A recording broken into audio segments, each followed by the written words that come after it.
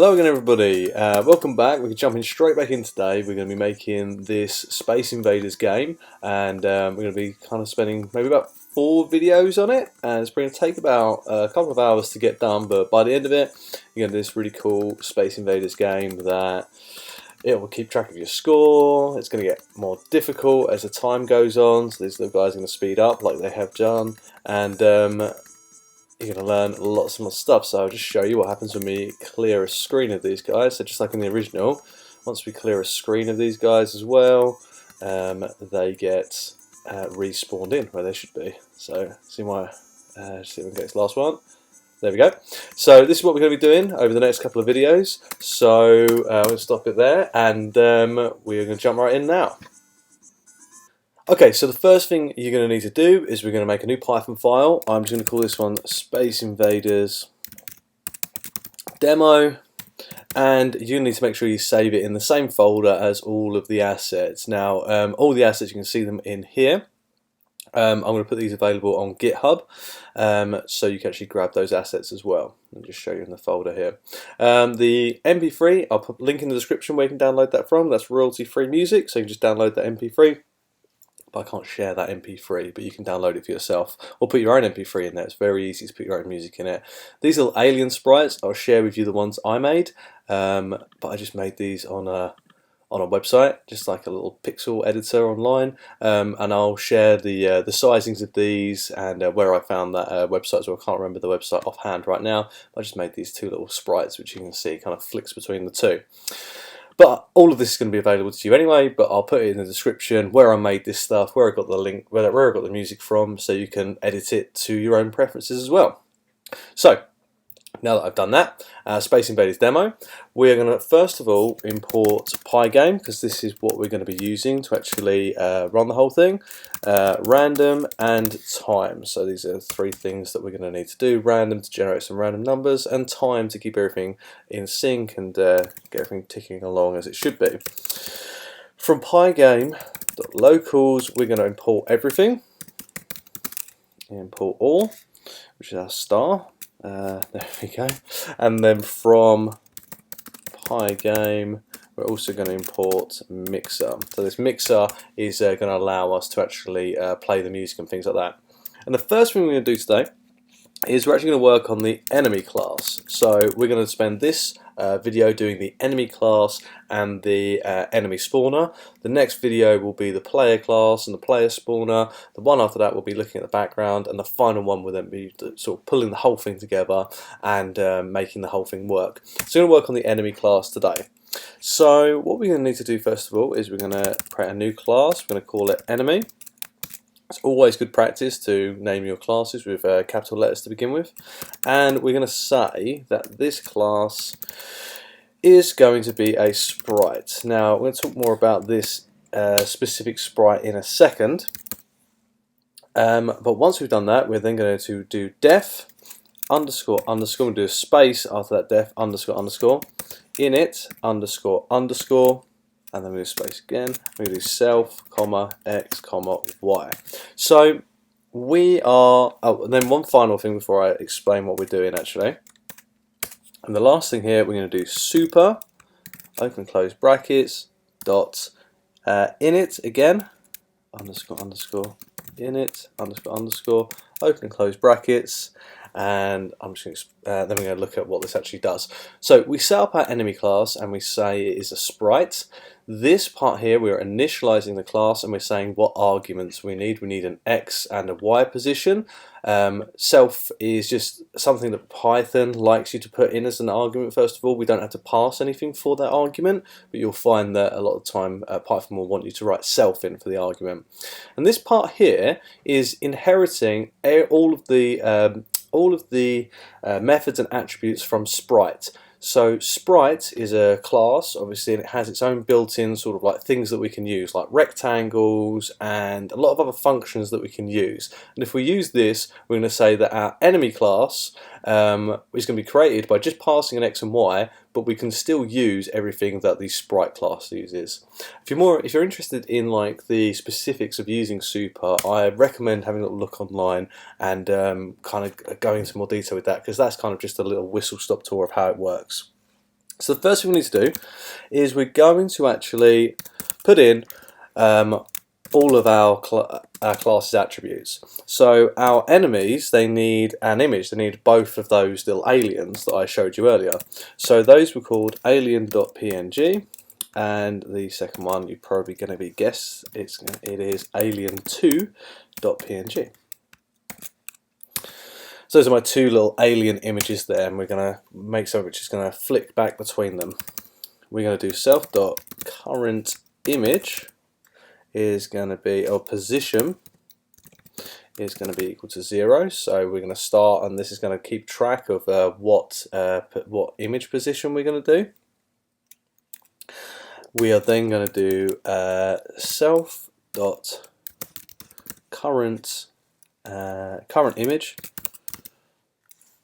equals Pygame.image.load self.imageList, and then self.currentImagePosition. Let's make that a little bit bigger. Let me explain a little bit about what that code is actually doing. So my aliens are in a list. This is position 0 and this is position 1. When my game first starts, I want to load this alien in position 0. And the current image is going to be, so whichever current image is going to be, it's going to load in from this list whatever position this is set to. So at the beginning, we load the image list and we load position, the position, whatever this attribute is set to. At the moment, at the beginning, it's set to 0. And as you can imagine, as the clock ticks, we're basically going to change this from 0 to 1, 0 to 1. So this is going to go 0, 1, 0, 1. And then this here will update, loading this image, then this image, and so on and so on. So we can actually draw those images to the screen as our current image. We're then going to create a surface to actually draw our images to. So that's self.surf equals Pygame dot surface,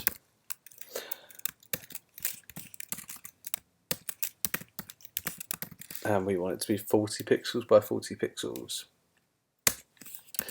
We're going to set x to whatever x we pass to it here, so self.x equals x, and then you're going to guess the self.y is going to equal y. We are then going to look at creating a rectangle here, so self.rect equals self.surf.get_rect, and the center of that is going to be self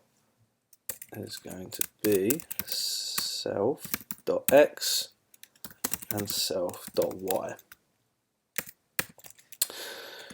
So this rectangle that we're going to make here is going to be made from the surface. So we look at the surface and we get our rectangle shape from it. Okay, so this surface we've actually programmed here. We then basically draw a rectangle based on that surface, and we say the center of that rectangle is wherever the x is set at the moment and wherever the y is set at the moment. Okay, that's kind of all we need to know about that for a minute.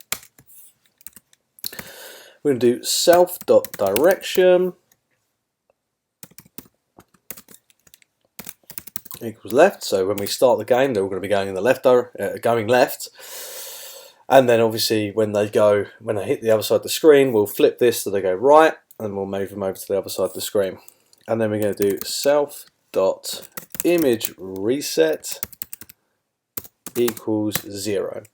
And that is all the attributes we need for our enemy. Okay, so he needs to be able to do our enemy, he or she or they, need to be able to actually do some movements, and they need to be able to draw themselves as well. So we're going to write out these methods for these enemies now. So we're going to define move, and move again. It's going to take the self. It's going to take and it's just going to take a speed.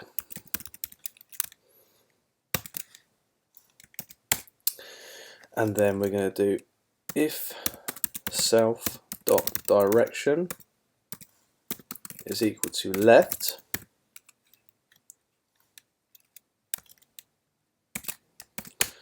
we want them to move, so we're going to go self.rect.move, we want them to move to the left. So we are going to move them minus whatever the speed is set to, and then 0. We're not going to move them up or down, so we're just going to go, basically in this case, if they're going left, we're just going to go, we're going to take whatever their speed is and we're going to minus it, so they're going to go to the left across the screen. So if they are on this right hand side of the screen, if this is 600 and they have and they've hit that side of the screen and their speed is set to 1, when they hit that part of the screen, it's going to trigger this, which triggers them to move left, which means they don't move up or down, they go left, which is to say that at the moment it's 600, we're going to minus that speed, so it's going to be 599, then 598, then 597, and so on, so it moves to the left. And if you've followed that, you probably guess what happens when we need to move them right. So if self.direction is equal to right, we do exactly the same, but we do positive speed. So over here, if they ever hit this side of the screen, we want to trip this, so we are now going right, and then this side of the screen is worth 0, so we are going to add 1 to that, so it's going to be 1, 2, 3, 4, so it's going to go all the way across until it hits that 600, and then it comes back on itself. So that's how we get them to move left and right. Now, what we're going to do now is we're actually going to get, well, that's how we get them to move. Now we're going to define what actually happens with left and what actually happens with right as well. So in order to do this next bit, we need to know how big the actual sprites are. You'll notice that my sprites, when they moved left and right, there was a perfect gap where they kind of went in between each other. So we are going to basically look at that, and we're going to say when they move left or right, they're going to go down by a certain amount so that they're never overlapping. They're going to go between each other. And that, for my sprites, is 32 pixels. So when I define left, I'm going to do self.rect.top, and we're going to add 32 to that. So whatever it's set to at the moment, we're going to add 32 to it. So when our rectangles are at the top of the screen here, they're 0, and then when they get to the left-hand side of the screen, we're going to add 32 to that 0. So that 32 is going to be perfectly. It's going to be the height of a sprite. So it's going to continually perfectly avoid them. So at the first, when we do this first, it's going to move down by 32 pixels. So it'll be whatever it is at the left, and then 32, and then it'll go all the way across the other side of the screen, then it'll go down again to 64, all the way to the other side of the screen, then it'll go down again, and so on and so on and so on. Okay, and we're going to set the direction there as well. So self.direction is going to equal left. And then we're going to do the same for right as well, which is basically exactly the same code, because even when they go to the right hand side of the screen, we still want them to move down. So we still want them to add 32 to whatever the top of the rectangle is. We just want to be triggering this, so it now says right. So this movement here will actually do the movement across the screen, so that's the minus speed. So this is our x-axis here, so this is the minus speed going across the screen, and then the plus speed going the other way across the screen. And these are set to 0 here, because we're working at the y-axis here, okay, by adding 32 each time, okay, so that's basically updating this. So it means that we are going down the screen, but we're leaving enough of a gap for the Space Invaders to go back into the gap in between each other, okay. So last thing we're going to do, sorry, it's 2 more things. We're now going to just do a reset. So when we're done, we need to reset all of our sprites, and we're going to do that by having a rectangle shape equals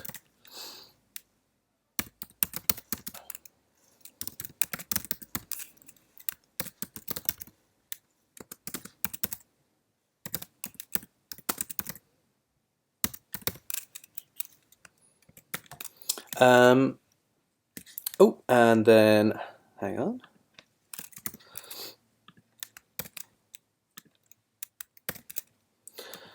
So whenever we finish this up, whenever we call this reset function, we're going to be setting the center to whatever the x and y is set in that we originally passed. So that's going to basically reset them all back to their starting position. And the last thing we want to do is we want to actually draw these guys. So we're going to do that by doing a draw function. A lot of people like to kind of do a draw function in his own class, or do like a render class that draws everything at once, because you're going to see that we're going to make a draw function for these guys, for the player, for the backgrounds. So a lot of people prefer to do it that way, but we're just going to do it this way to keep it simple, because it kind of makes sense. The enemies will need to be drawn. It means that we don't need to worry about drawing them in big groups or anything like that. And we need to say where we're drawing it to. So we're drawing it to whatever window we've created. And now, what we want to do is we want to work out what image to draw. Okay, so this is whether we're drawing sprite 1 or sprite 2 and all the rest of it. So we're going to do it like this. We're going to do if self.image reset is equal to 60 and self.current image position is equal to 1. We're going to flip the self.current image position. Self.current image position equals 0 and self.image reset equals 0. Okay, so just a little bit of an explanation of what's happening here. This image reset is counting the ticks. So this is saying 60 frames. Okay, so we're going to set our game to be 60 frames per second. So every second we're going to tick between those two images. So if our image reset has reached 60 frames and our image position is 1, then we're going to set our image position to the other image. And our image reset, we're going to reset this back down to 0, where it will start to count up to 60 again. And you'll see on this next line of code, which is more or less identical, so I can just grab it from here.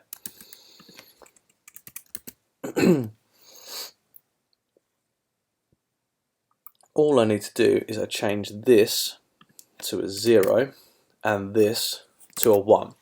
So if my frames, so if I've gone 60 ticks and the current position is 0, then I'm going to set the image position to 1. If I've gone 60 ticks and the current position is 1, I'm going to set the image to 0 and I reset it from there. Okay, so that's how those two kind of work. That's how we work out which of the images to kind of look at. Okay, well that's how we set which current image position we're going to use in this next part.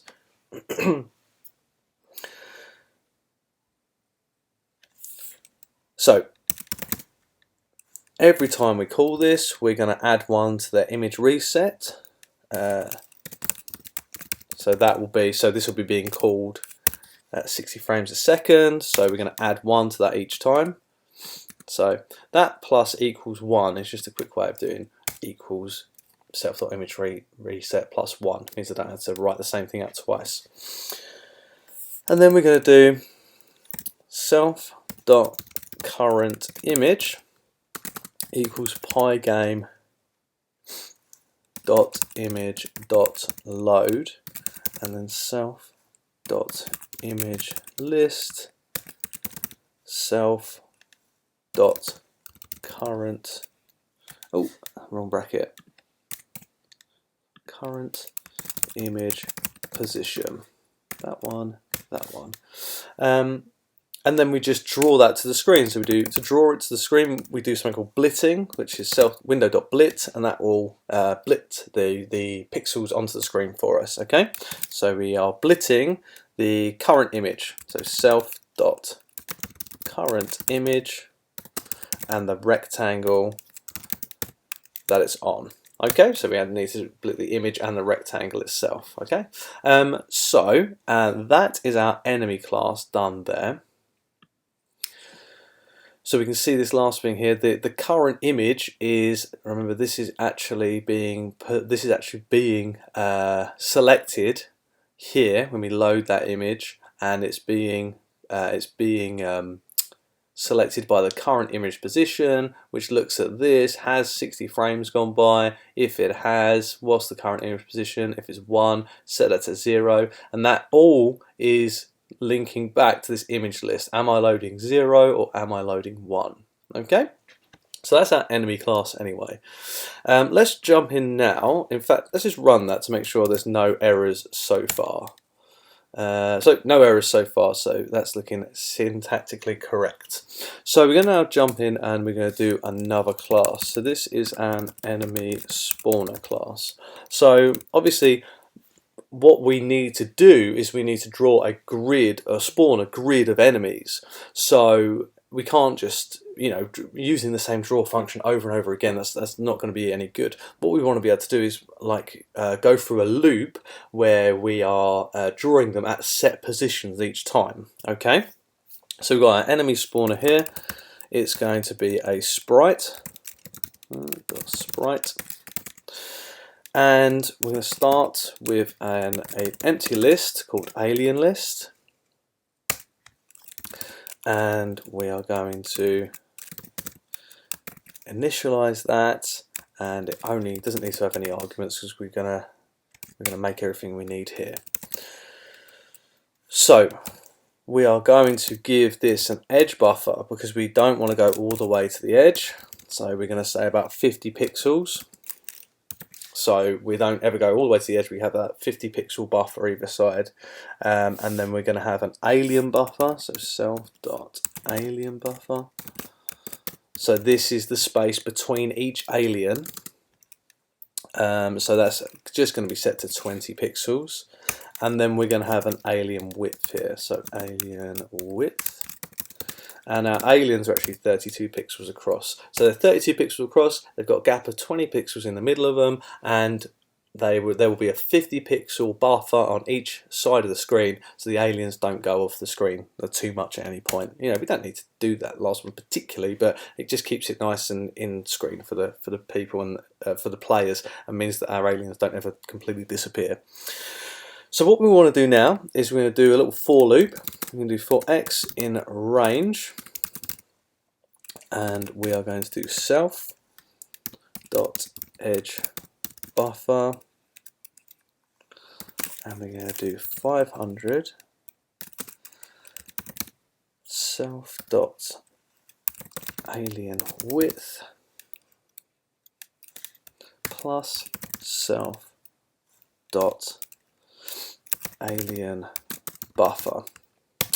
Okay, so if we don't know what a for loop is, it's going to sound like complete madness. Okay, so we are saying here a for loop will start at whatever number we give it, which is 50 at this point. It will go until whatever number we give it, so it's going between 50 and 500. 500 is the width of my screen, so 500 is the width of my screen. So we're starting at 50, going to 500. And we're incrementing each time by the alien width plus the alien buffer. So we are, in order to draw these aliens, we are actually saying start at 50, go to 500, which is the edge of the screen. We are going to draw each alien at 20 plus 32 pixels. So the first alien is going to be drawn 50 pixels in, and then we're going to add 52 to that, so that is going to be drawn at position 102, and then we're going to add 52 to that, so that's going to be 154, and so on and so on. So each alien is drawn at an exact equal distance to each other up to the width of the screen. Okay, so that gets us one row of aliens. So what we now need to do is we now need to draw another row of aliens, so underneath it.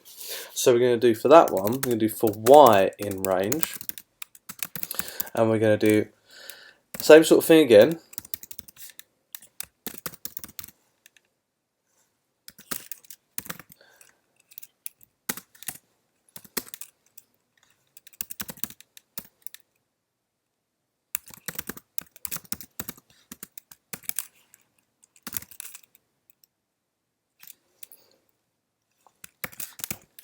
So in this case here, we're going to start at the edge buffer, which is 50.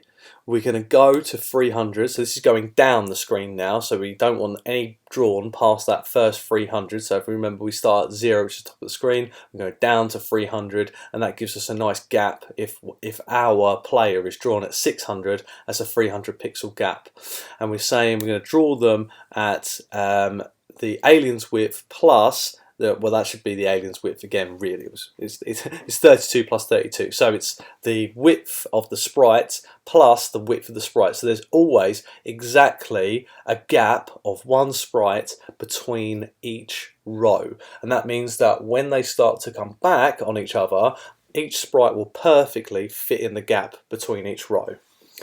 I think I've explained that correctly. I don't know why I've changed it. We just had that as alien width for 32. It doesn't really matter. So the last thing we then want to do is, once we've done that, is we do self.alienList.append enemy X and Y.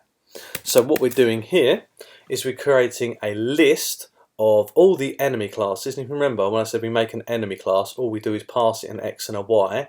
Well, we generate the x's, this x and this y, through these for loops. So this, like I say, as it steps through, it's going to make that as an x. So it's going to start at, like I said, I think I said 102 and then 154. So the first x will be 102, and then the next one will be 154, and so on. And then the first y is going to be 50 plus, so that's going to be 112, isn't it? And then go on and on and on from there. And from that, from this x and y position that we're generating from these two for loops, we're able to pass that x and y into here to create our enemies. Okay, that's probably the hardest bit of this. So we've done the hardest bit of this. We're going to finish up on that video now, and we're going to jump in on the next video to creating the player class and the bullet class. Okay, so if you want to carry on with this, jump into that next video now.